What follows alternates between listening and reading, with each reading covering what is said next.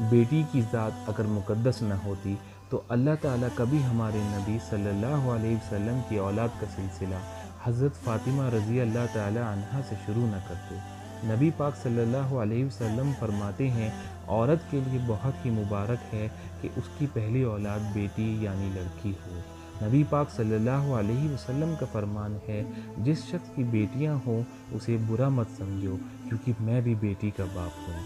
نبی پاک صلی اللہ علیہ وسلم نے ارشاد فرمایا، جب کوئی لڑکی یعنی بیٹی پیدا ہوتی ہے تو اللہ تعالیٰ فرماتے ہیں، اے لڑکی تو زمین پہ اتر، میں تیرے باپ کی مدد کروں گا۔ بیٹی وہ پھول ہے جو ہر باغ میں نہیں کھلتا۔ اولاد کے لیے جو بھی چیز گھر لاؤ پہلے بیٹی کو دو۔ اللہ تعالیٰ جب کسی سے خوش ہوتا ہے تو اس کو بیٹی عطا کرتا ہے، اور جب کسی کو خوش کرتا ہے تو بیٹا عطا کرتا ہے۔ اللہ تعالیٰ جب خوش ہوتا ہے تو کسی کے گھر مہمان بھیجتا ہے، جب زیادہ خوش ہوتا ہے تو بارش برساتا ہے، اور جب مزید خوش ہوتا ہے تو بیٹی سے نوازتا ہے۔ بیٹی رحمت کا دروازہ، بخشش کا ذریعہ اور جہنم کی ڈھال ہے۔ نبی پاک صلی اللہ علیہ وسلم کا فرمان ہے، جس کے گھر بیٹی پیدا ہو اور وہ اسے ایذا نہ دے اور نہ ہی برا چاہے اور نہ ہی بیٹے کو بیٹی پر فضیلت دے، تو اللہ تعالیٰ اس شخص کو جنت میں داخل فرمائے گا۔ جو شخص بیٹیوں کی وجہ سے آزمایا گیا پھر وہ ان کی اچھی تربیت کرے تو قیامت کے دن یہ بیٹیاں اس کے لیے جہنم سے آڑ بن جائیں گی۔ نبی پاک صلی اللہ علیہ وسلم نے فرمایا، لڑکیاں یعنی بیٹیاں رکھنے والوں سے کہہ دو، ان نونہالوں کے بارے میں غمگین اور تنگ دل نہ ہو، میں نے انہیں پیدا کیا ہے اور میں ہی ان کو روزی دوں گا۔ نبی پاک صلی اللہ علیہ وسلم نے فرمایا، جس شخص نے 3 بیٹیوں کی پرورش کی، انہیں ادب سکھایا، ان کی شادی کی اور ان کے ساتھ احسان کا معاملہ کرتا رہا تو اس کے لیے جنت ہے۔ ایک ماں کے لیے سب سے قیمتی خزانہ اس کی بیٹی ہے۔ بیٹیاں ماں کی پرچھائی ہوتی ہیں۔ ایک بیٹی کی سب سے اچھی دوست اس کی ماں ہی ہوتی ہے۔ زمانے بھر کی ساری نعمتیں موجود ہوں لیکن اگر بیٹی نہ ہو تو گھر اچھا نہیں لگتا۔ بیٹیاں باپ کا درد سمجھتی ہیں، ماں کے آنسو پوچھتی ہیں اور بھائی کے دکھ لے کر اپنے سکھ لٹا دیتی ہیں۔ بیٹی کا بہترین محافظ اس کا اپنا باپ ہوتا ہے۔ بیٹیاں اپنے باپ کا غرور ہوتی ہیں۔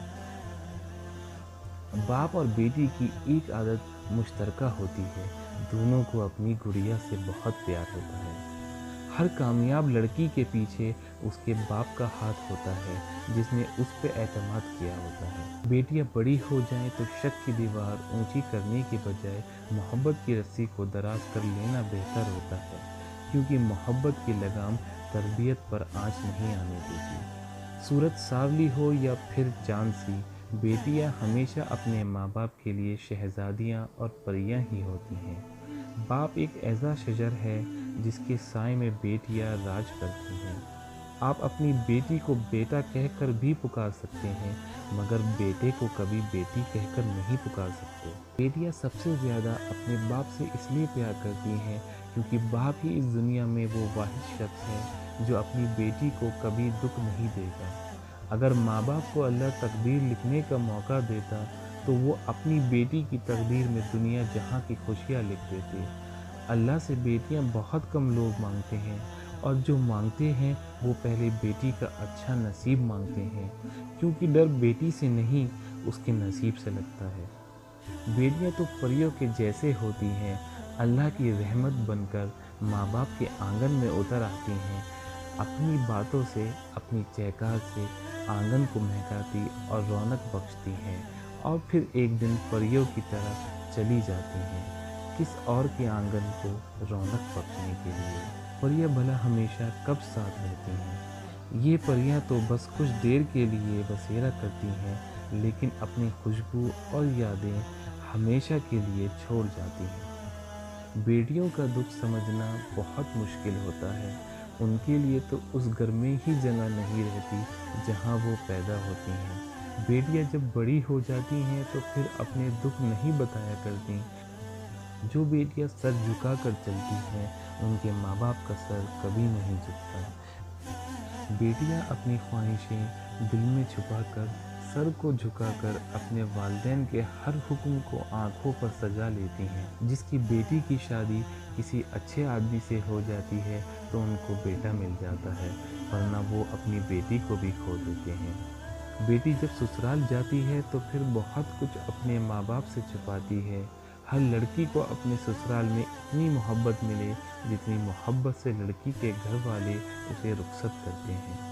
बेटी सब कुछ छोड़कर अपने ससुराल जाती है, फिर जब घर की याद आती है तो चुपके से रोती है, किसी से कुछ नहीं कहती।